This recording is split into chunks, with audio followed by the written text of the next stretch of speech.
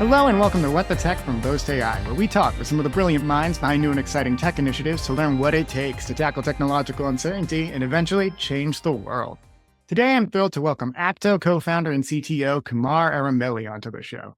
Acto is an AI-powered intelligent field excellence platform built for life sciences that helps sales, marketing, and medical teams improve customer engagement and brand performance by turning field professionals into masters of the message, who engage healthcare providers and their support teams with authority and impact. With Acto, biopharma companies can ensure field professionals are always confident and credible, delivering the right messages to HCPs in face-to-face interactions, while providing senior leaders and frontline managers with the insight they need to drive continuous field force effectiveness. While all of this is impressive on its own, Kumar has a wealth of experience across the North American tech ecosystem, having played a role in numerous startups and tech-centric organizations in his career to date. He's a passionate inventor of AI and software technologies that are looking to change the way life science industry consumes technology. So, without further ado, welcome to the show, Kumar. Hello, everyone. Looking forward to speaking with the audience. You've been part of the Boast community for a while now. I know you know a lot of folks on our team already, but Yes. beyond the kind of really wide-ranging background that I just gave in my intro there, I'd love to hear from you. Tell us about Kumar. How did you get into the entrepreneurship game and what got you into building Acto? Yeah. Thanks for the question, Paul. Just like every other immigrant family, I moved to Canada with high hopes, lots of dreams, and parents putting in a lot of hard work behind the scene. I went to Waterloo and post Waterloo worked for BlackBerry, as every other Waterloo graduate does. At that time, RIM. And at that time, RIM was popping. They were like the company of the decade for representing Canada in the global ecosystem of technology. And as part of RIM, I was in a team which was an acquisition, and that company was being acquired by RIM. And I was reporting directly to the CEO of that acquiring company, and he planted the seed of entrepreneurship in me. So directly firsthand got a chance to learn from CEO of an exiting company, taught me what it takes to build a business that drives real impact in the world, that can drive real revenue and commercial growth, and eventually a commercial exit. So learn from the master, learn from the best, led my pathway towards entrepreneurship. Started my first company in 2009, exited that in 2012, started my second company in 2012, exited in 2015, and now started Acto as a serial entrepreneur in 2015 with two of my roommates from Waterloo, and the rest of the history, man. So now we're 150 full-time strong and just growing, and also serving over 75 plus customers in the life sciences space, just changing the face of this industry. It's awesome. First off, I think it's so cool that you're still with your team from Waterloo from back in the day.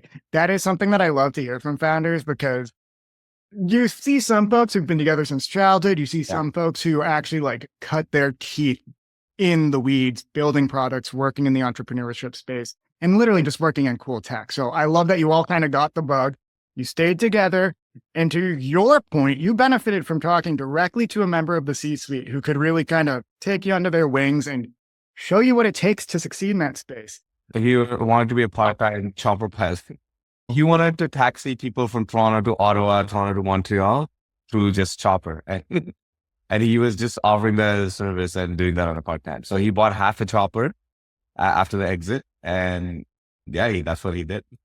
That is so cool. So I am frequently on porter flights from Boston to Toronto, Boston to Ottawa. If he could get me on a chopper, that would save me a time. I'd actually feel more confident on the chopper. But I think it's really cool that he has a passion in everything that he does. And that's kind of what he distilled down to you into building Acto and getting that off the ground. Yeah. And I also, again, need to shout out the Lazaritas of it all, the post-BlackBerry.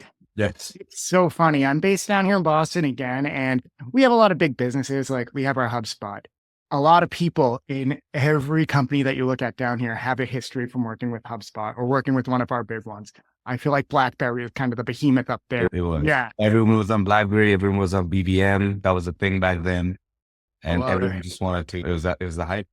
Yeah, it's cool. And again, I just want to shout out, you had mentioned RIM, Research in Motion.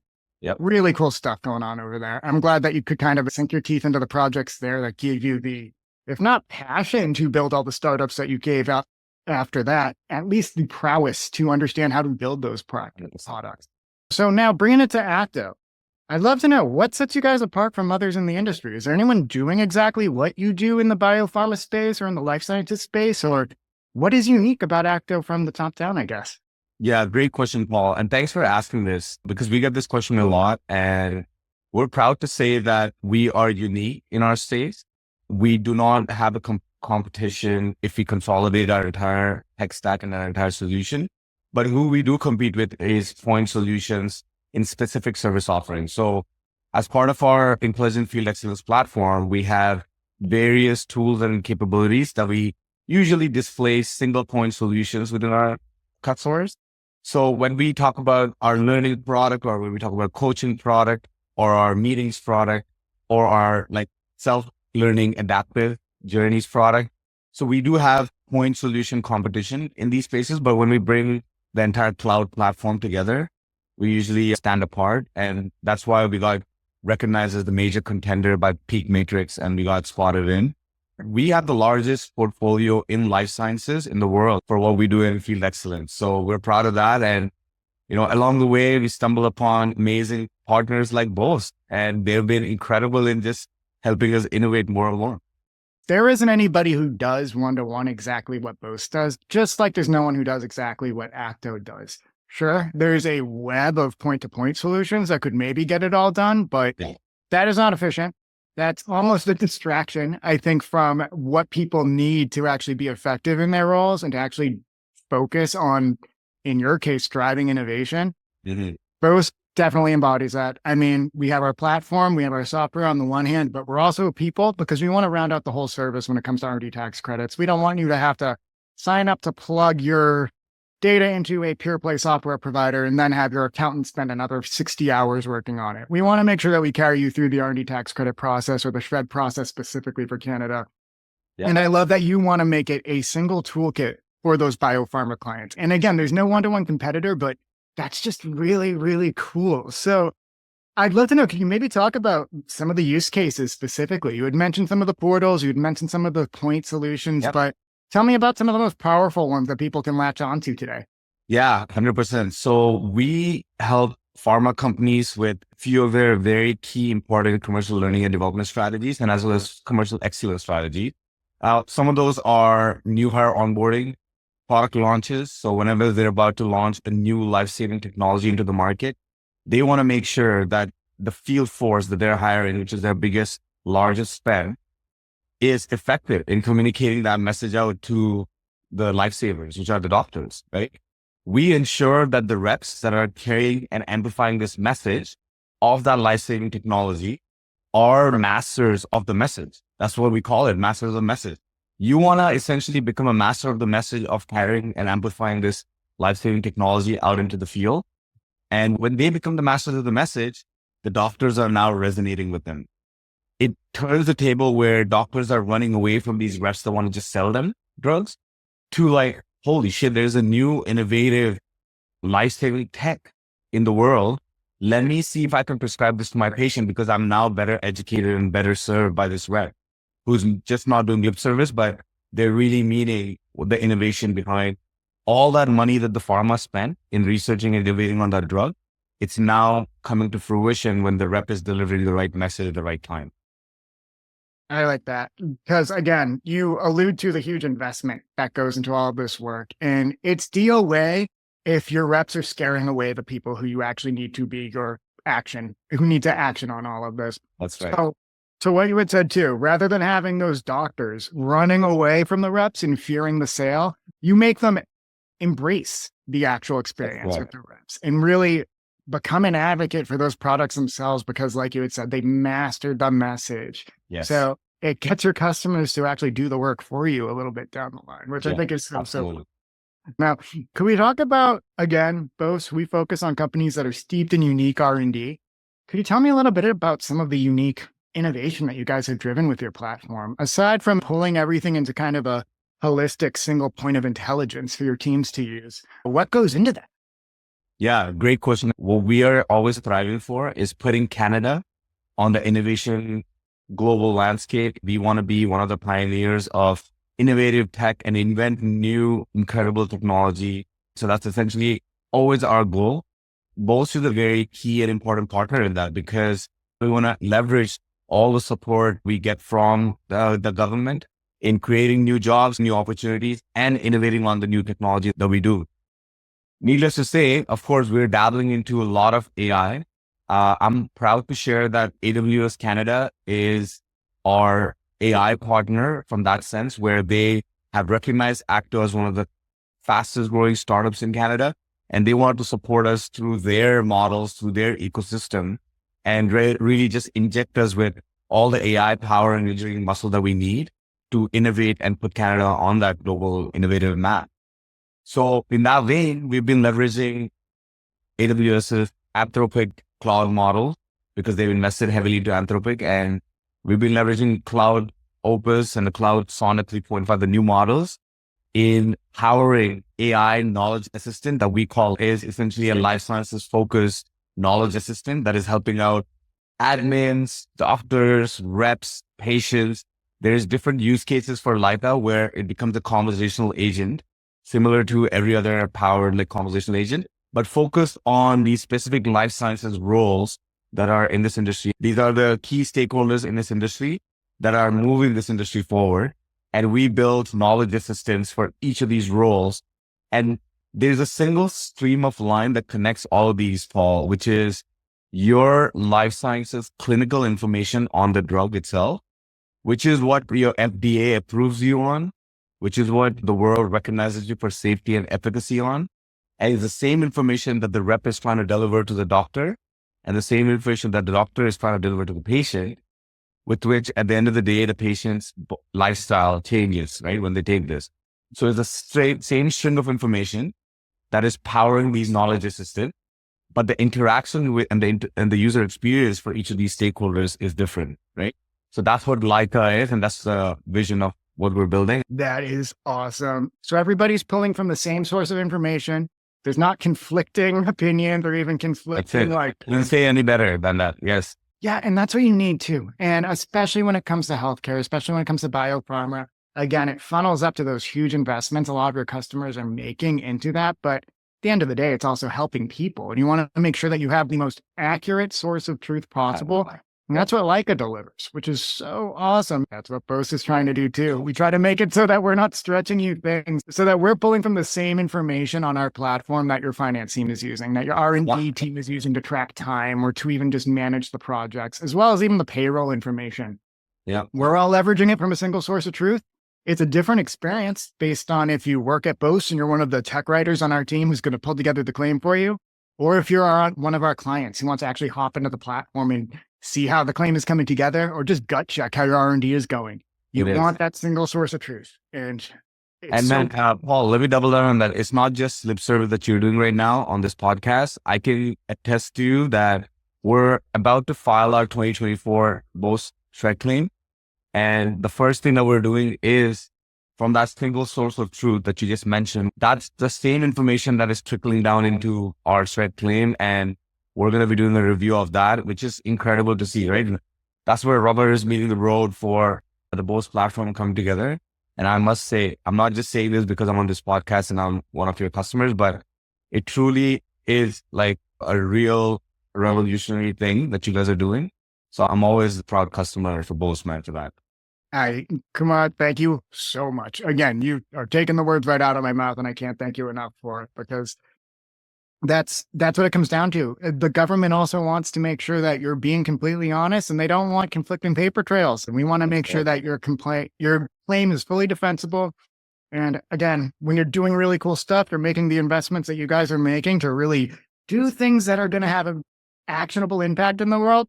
We don't want there to be any question about it. So that is awesome. And again, I think that it's just an ethos we share. We love working with teams that share that just practical. Now I'm going to dive into it. What's on deck for the rest of 2024? Even looking at 2025. I mean, you guys are always growing. You're already huge. I'd love to know, what can we look forward to as the year rolls on for you? Yeah, we're growing, but there's plenty of room to grow more. So we're going to continue to doing that. We want to just double down more on creating the real world use cases for Leica. We want all the reps that are on our platform and that are not even to just start and adopting Leica in their day-to-day.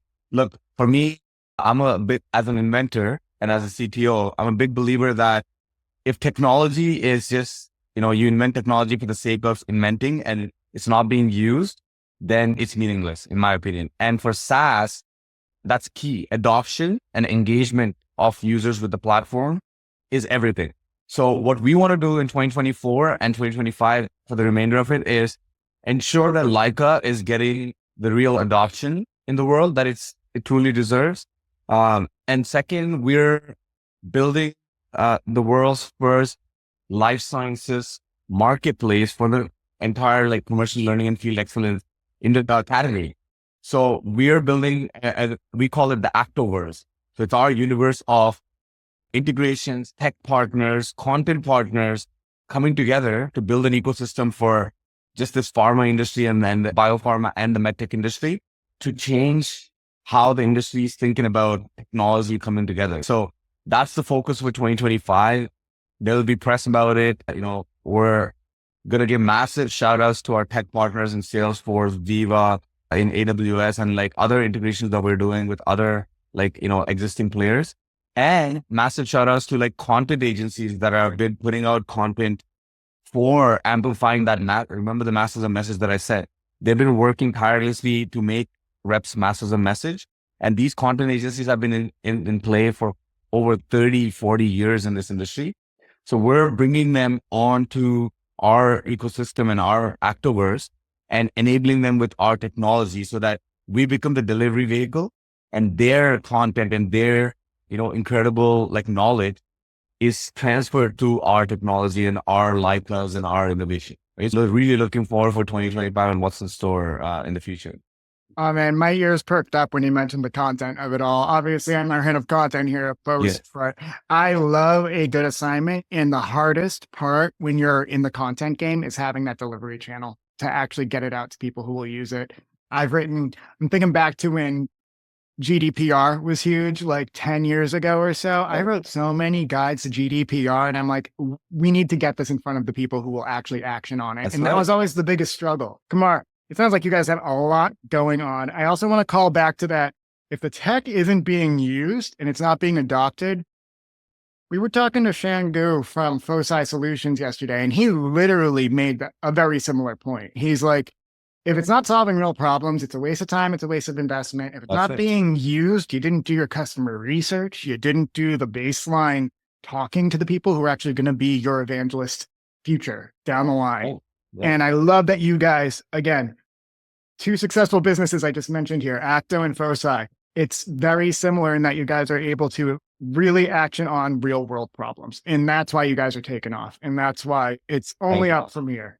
I'm so excited. That is so cool. Kumar, again, this is my favorite question now. It takes it a little back, but what is some advice you would give to anybody looking to get started in the entrepreneurship game today? What would you say to somebody looking to build a business in 2024?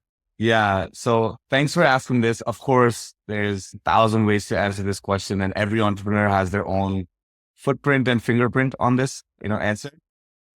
But, for me, it came down to resilience from just, the whole pandemic, life changing for many people, resilience from a market contraction on how SaaS is being evaluated, resilience from interest rates hiking up and capital becoming super expensive, resilience where tech spend is being questioned. Everyone is questioning, why am I spending this on the technology? Like, what is the use, to your point, right? So you need like serious, willpower to just resist all these external forces. So entrepreneurs have this unique characteristic and trait, in my opinion, of taking a blow in the gut. They shake it off, stand up, and tomorrow is another day. Come back stronger, pivot, do what it takes to stand up and do what it takes to change your strategy. And then you stand up, you're back up on your feet again. That's what entrepreneurship is about. Every single entrepreneur that has made it, that has done it, has gone through this phase. There's been a phase where their bank accounts were in single digits. There have been times where they've had tough battles with their own co-founders and, not on aligning on a single point decision.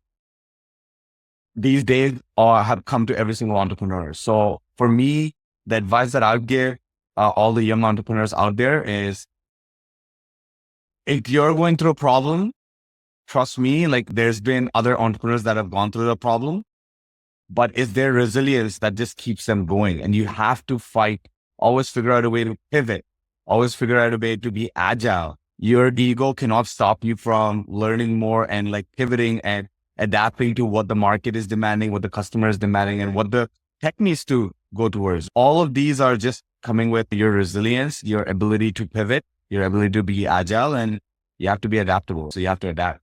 That's the advice that I give. You can't take that for granted. Not all entrepreneurs are built that way.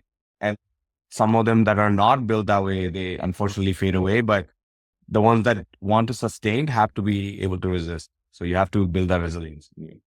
I love that. And again, you can't let your ego stop you. There's going to be challenges. And I'm glad that you listed out some of the challenges too, that I think you almost have to expect you're going to come across too. You're going to have conflicts with your co-founders, even if they're your buddies from college. It might not mean you're going to end the relationship, but sometimes it does. And that's not a bad thing. You just got to be resilient and get through it. One more advice for companies that are going from 0 to 1 million, 1 to 10 million, 10 to your 100 million pathway. One strong advice that I've learned over time is that as you're growing from all these milestones and your company is going through these, understand that growth can also hit a plateau. It's not guaranteed that just because you went from 0 to 1, your path from 1 to 10 is going to be just smooth sailing. At every different stage of the company, growth plateaus. So you have to figure out a new way to grow, whether that's scaling by adding more people, whether that's adding more capital to fuel the company, whether that's finding adjacent markets and pivoting your go-to-market strategy from just focusing on one niche to finding other pockets. There needs to be some way where you're essentially understanding that growth can also plateau, and don't take the growth for granted. That is very key for taking the company from one stage to another stage. And once you understand that, every single large company, even if you think about your mammoths and behemoths like Microsoft, your Apples, Steve Jobs wasn't just content with just an iPhone or an iPod. They were adjacent markets that was always tapping into. It's not always going to be a success. There are going to be failures that he's going to find, but you always have to find your other pockets and other adjacent markets where you can grow into, right? So stay with Microsoft. You can't just stop yourself with Windows. You have to find adjacent pocket markets and, Office. All these are prime examples for just scale, right? So the point being that all growth can plateau. And once you find out that, okay, this is plateauing, how do I go from there? What else do I do to take it from that growth stage to the next growth stage? That's incredible advice, because I think so many people do their victory lap after they've gotten from that 0 to 1, and then they don't think about the 1 to 10, let alone, okay, we have revenue. It's not about maintaining it. That's not how this game works. You need to keep growing. You need to identify that white space. And I love that, again, that ties back to the resilience of it all. Sure. Have your victory laps. Do your cheerleading when you get those wins. You want to high five your co-founders when you're winning, but don't rest on your laurels from there. It is not just a one and done. That's part of the game. And frankly, if you're not down to keep playing that for the long term, or at least until you can get to the point of exit, you probably shouldn't be in the space. All growth can plateau. So you got to make sure that you are ready for the fight at all stages. So Kumar, this is fantastic. I really cannot thank you enough for hopping on. I'm going to leave it there, but truly, thank you so much, Kumar. No worries, Paul.